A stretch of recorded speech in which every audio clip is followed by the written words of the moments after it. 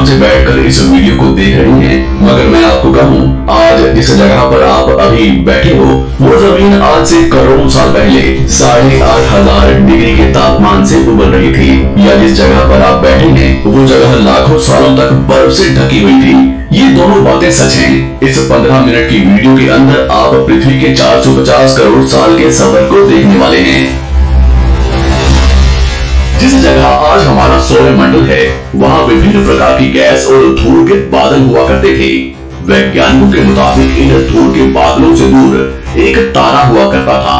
वक्त के साथ साथ उस तारे की ऊर्जा कम होने लगी, जिसके कारण उसके अंदर एक विशाल विस्फोट हुआ। विस्फोट की वजह से अंतरिक्ष की ये धूल एक दूसरे से दबने लगी। इस दौरान बादलों में स्थित धूल के कण दबाव और गर्मी के कारण बड़े उल्कापिंड और पत्थरों में परिवर्तित हो चुके थे, और इसी दबाव की वजह से इन बादलों में स्थित रेडियो एक्टिव पदार्थ ने ग्रेविटी का निर्माण किया। इस ग्रेविटी के कारण बीच में हाइड्रोजन और हीलियम इकट्ठा होने लगे। बीच के इस भयंकर दबाव के कारण एक विशाल विस्फोट हुआ, और इसी विस्फोट के कारण हमारे सूरज का जन्म हुआ। अंतरिक्ष में फैले एस्टेरॉयड यानी क्षुद्र ग्रहों में भारी वजन की वजह से सूरज के करीब आकर सूरज की परिक्रमा करने लगे। एस्टेरॉयड में भारी टकराव हुआ, जिसके फलस्वरूप मरकरी, विनस, अर्थ और मार्स जैसे ग्रहों का निर्माण हुआ। वैज्ञानिकों के मुताबिक उस वक्त पृथ्वी और मार्स यानी मंगल ग्रह के बीच थिया नामक ग्रह सूरज की परिक्रमा किया करता था। पृथ्वी पर ग्रेविटी होने की वजह से सूरज की परिक्रमा करने वाले एस्टेरॉयड अब पृथ्वी की परिक्रमा करने लगे, और धीरे धीरे करोड़ों सालों तक ये पृथ्वी पर गिरते रहे। और ऐसी घटना हमारे पड़ोसी ग्रह थिया पर भी हो रही थी, जिसके कारण थिया पृथ्वी के और करीब आने लगा और आगे पृथ्वी से टकराया। इस भयंकर टकराव की वजह से पृथ्वी के हिस्से कणों के रूप में अंतरिक्ष में फैल गए और एक रिंग्स की तरह पृथ्वी की परिक्रमा करने लगे। इन्हीं परिक्रमा करते हुए कणों में टकराव होने लगा, जिसके कारण हमारे चांद का निर्माण हुआ। उस वक्त पृथ्वी पर सिर्फ एक ही समुद्र हुआ करता था, और वो था 1900 डिग्री सेल्सियस की तापमान पर उबलते हुए लावेगा। उबल रही थी वो सारी चीजें जिसे आज आप अलग अलग नाम से जानते हैं। वक्त के साथ साथ पृथ्वी धीरे धीरे ठंडी हो रही थी, जिसके कारण पृथ्वी के भारी तत्व जैसे धातु और रेडियो एक्टिव पदार्थ पृथ्वी के केंद्र में जाकर इकट्ठा हो गए, और हल्के पदार्थ पृथ्वी की सतह पर आ गए। लाखों सालों तक पृथ्वी पर उल्कापिंडों की बरसात हुई, और इन गिरते हुए उल्कापिंडों में जमा था नमक, मिनरल्स और पानी। करोड़ों सालों तक इन उल्कापिंडों की बरसात होती रही, और धीरे धीरे पृथ्वी की ऊपरी सतह पानी से ढकने लगी। वैज्ञानिकों के मुताबिक यही वो वक्त था जब दूर गहरे पानी के अंदर निकलते ज्वालामुखियों से पहली बार सूक्ष्म जीवों का निर्माण हुआ। लाखों सालों बाद एक वक्त ऐसा आया जब पृथ्वी की पूरी सतह पानी से ढक चुकी थी। हमारी पृथ्वी के सबसे अंदर का कोर रेडियो एक्टिव पदार्थ से बने होने की वजह से हरदम गर्म होता रहता है, लेकिन जब भी पृथ्वी की ऊपरी जमीन ठंडी हो जाती है, तब पृथ्वी के अंदर की गर्मी बाहर नहीं निकल पाती, जिसके कारण ज्वालामुखियों का निर्माण होता है। और उस वक्त कुछ ऐसा ही हुआ। पानी से ढकी हुई पृथ्वी पर हजारों की तादाद में ज्वालामुखी निकलने लगे, और आने वाले लाखों सालों तक इन ज्वालामुखियों का निकलना जारी रहा, जिससे पानी के ऊपर जमीन का निर्माण हो रहा था। इस वक्त भी पृथ्वी पर वातावरण न होने की वजह से अंतरिक्ष से उल्कापिंडों की बरसात हो रही थी। आज से लगभग 300 करोड़ साल पहले पृथ्वी पर ऐसा वक्त आया जब पृथ्वी का वातावरण लगभग स्थिर होने लगा था। ज्वालामुखी निकलने धीरे हो गए थे, और पृथ्वी का एक दिन 12 घंटे का हुआ करता था। साल बीतते गए, और धीरे धीरे ये सूक्ष्म जीव विकसित होते गए और समूह में रहने लगे। आज से लगभग 250 करोड़ साल पहले पहली बार पृथ्वी पर ऐसे जीवों का निर्माण हुआ जो जीने के लिए ये पानी के अंदर के मिनरल्स यानी खनिज पदार्थ और धूप का इस्तेमाल करते थे, और मर त्याग के रूप में ऑक्सीजन बाहर निकालते थे। इस वक्त तक पृथ्वी पर ज्यादातर ज्वालामुखी निकलने बंद हो चुके थे, और इन माइक्रोबैक्टीरिया की वजह से वातावरण में ऑक्सीजन की मात्रा बढ़ रही थी। वातावरण में ऑक्सीजन बढ़ने की वजह से पृथ्वी का वायुमंडल बनना शुरू हुआ, और आने वाले हजारों सालों तक वातावरण में ऑक्सीजन की मात्रा बढ़ती रही। जिसकी वजह से पृथ्वी के ज्यादातर हिस्सों में ये सूक्ष्म जीव फैल गए। हजारों सालों बाद एक वक्त ऐसा आया जब पृथ्वी में ज्यादा ऑक्सीजन बढ़ने के कारण ये सूक्ष्म जीव मरने शुरू हो गए। उस वक्त तक पृथ्वी का वातावरण ठंडा होने के साथ साथ ऑक्सीजन से भी भर चुका था, जिसके कारण जमीन और वातावरण में स्थित आयरन यानी लोहे के मिनरल्स पानी में स्थित ऑक्सीजन से रिएक्ट होने लगे। और एक वक्त ऐसा आया जब पृथ्वी की जमीन आज के मार्स के जैसे लाल हो चुकी थी। वक्त बीतने के साथ साथ धरती की टेक्टोनिक प्लेट्स में दरार होने लगी, जिसके कारण पृथ्वी के अंदर का लावा जमीन की तरह कई लाखों सालों तक खुला हुआ रहा। और यही वो कारण था जिसके कारण पृथ्वी के वातावरण में कार्बन डाइऑक्साइड की मात्रा बहुत बढ़ गई और पृथ्वी पर एसिड की वर्षा शुरू हो गई।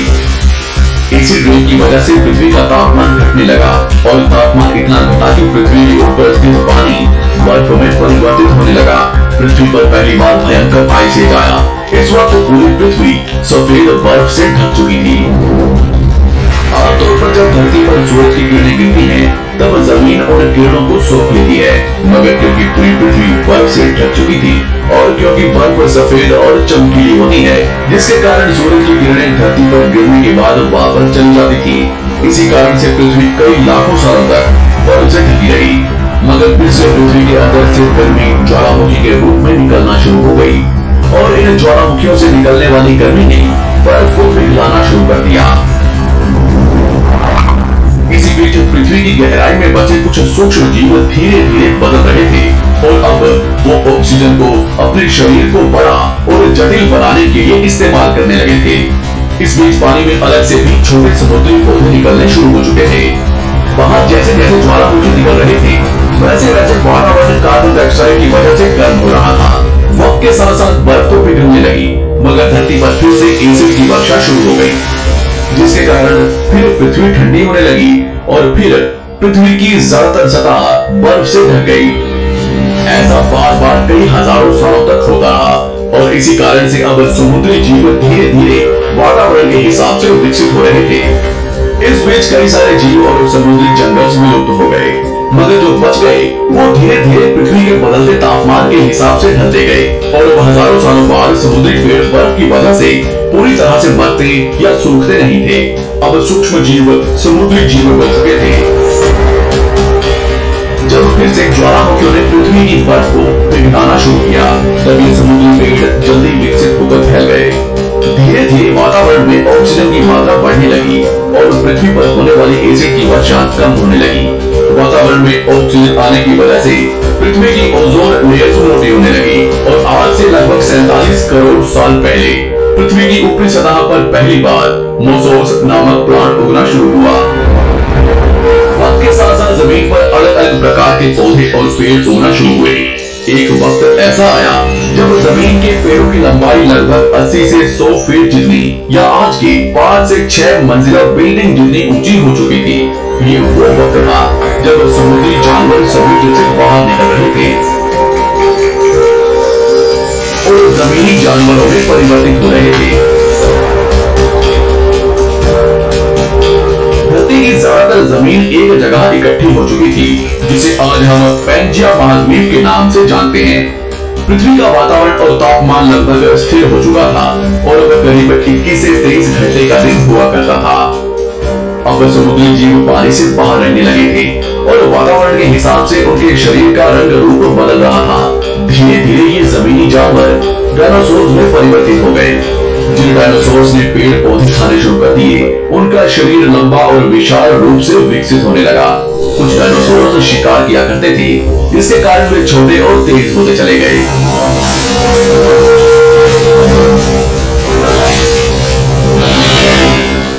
पृथ्वी की ऊपरी जमीन एक जगह इकट्ठी होने के कारण ज्यादातर जमीन रेगिस्तान और बंजर हो चुकी थी। ज्यादातर जंगल समुद्र के करीब हुआ करते थे, जिसमें डायनासोर रहा करते थे। आज से लगभग 20 करोड़ साल पहले पैंजिया महाद्वीप टूटना शुरू हो गया। पैंजिया के विभाजित होने की वजह से पृथ्वी की ज्यादातर ऊपरी जमीन पानी के संपर्क में आने लगी, जिसके फलस्वरूप पृथ्वी पर हरियाली बढ़ती गई, जिस वजह से डायनासोर और ज्यादा विभिन्न और विशाल होते चले गए। डायनासोर ने आने वाले लगभग 20 से 30 करोड़ सालों तक पृथ्वी पर राज किया। उस वक्त डायनासोर्स समुद्र से लेकर जमीन और आसमान तक पूरी पृथ्वी पर राज किया करते थे। इस दौरान अफ्रीका से टूटा भारत सीधे आकर आज के तिब्बत से टकराया और इस टकराव की वजह से हिमालय का निर्माण हुआ। आज से लगभग 6.5 करोड़ साल पहले पृथ्वी की तरफ आज के माउंट एवरेस्ट से भी बड़ा लगभग 4.5 लाख करोड़ किलो जितना वजनीय उल्कापिंड लगभग 80,000 किलोमीटर प्रति घंटे की स्पीड से पृथ्वी की तरफ आ रहा था। पृथ्वी की सतह को छूते ही उसमें भयंकर आग लगी और वो जलते हुए सीधा पृथ्वी से टकराया। इस टकराव से निकलने वाली ऊर्जा आज के 10 करोड़ परमाणु बम एक साथ फटने के बराबर थी। जहां ये उल्कापिंड गिरा वहां के जानवर और पेड़ तुरंत भाप बनकर जल गए। गिरते ही पृथ्वी पर पूरी तरह धूल फैलने लगी। समुद्र में भयंकर बाढ़ आने लगी। भूकंप और आग ने पृथ्वी को जलाना शुरू कर दिया। कुछ ही घंटों में पूरी पृथ्वी के वातावरण में हानिकारक गैस और धूल की वजह से पृथ्वी नर्क हो चुकी थी। डायनासोर्स, भूतन, आग और भूखमरी से पूरी तरह विलुप्त हो गए।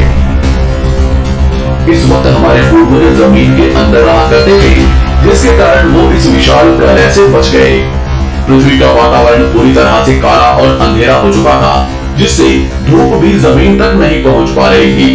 पृथ्वी के पेड़ और ज्यादातर जानवर विलुप्त हो गए। वातावरण में धूल और हानिकारक गैस के कारण पृथ्वी पर फिर से एसिड की वर्षा शुरू हो गई और फिर पृथ्वी ठंडी होकर बर्फ से ढक गई। लेकिन इस बार पृथ्वी की बर्फ लाखों सालों तक नहीं जमी रही और 80 से 90 हजार साल बाद ये बर्फ पिघलनी शुरू हो गई। जैसे ही धरती पर वातावरण फिर से पहले जैसा होने लगा, वैसे ही ये छोटे जीव जमीन से बाहर आना शुरू हो गए। उस वक्त पृथ्वी की बर्फ पिघलनी शुरू भी हुई थी, जिसके कारण अफ्रीका में घने ठंडे जंगल हुआ करते थे और इसी बीच ये जमीनी जीव बंदरों में परिवर्तित हुए। मगर जैसे जैसे पृथ्वी गर्म होने लगी, वैसे वैसे अफ्रीका के ये जंगल सूखने लगे। जंगल की चीजें खाने वाले बंदरों को खाने की कमी होने लगी।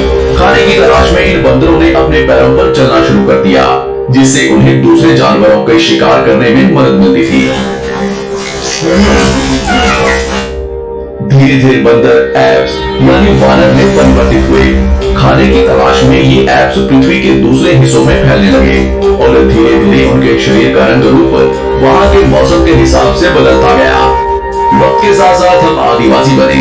हमने हथियारों से लेकर आग का आविष्कार किया। हम धीरे धीरे इंसान के रूप में विकसित हुए। हमने धर्म से लेकर परिवार, भाषा और संस्कृति का निर्माण किया और वक्त के साथ साथ हम विकसित होते चले गए और आज हम इस पृथ्वी की सबसे विकसित प्रजाति बन चुके हैं। पृथ्वी को आज के जैसे बनने में लगभग 450 करोड़ साल का वक्त लगा है और हमें एक छोटे जमीन में रहने वाले जानवर से इंसान बनने में कई लाखों सालों का। मगर हमने इन 100 सालों में जितना पृथ्वी को गंदा और तबाह किया है, उतना आज तक किसी भी प्रजाति ने नहीं किया होगा। हम फिर से धरती को गर्म कर रहे हैं और कार्बन डाइऑक्साइड की मात्रा बढ़ा रहे हैं। वैज्ञानिकों का मानना है कि पृथ्वी पर फिर से विशाल परिवर्तन होने वाला है। भविष्य में पृथ्वी कैसी होगी, जानेंगे हमारी अगली वीडियो में।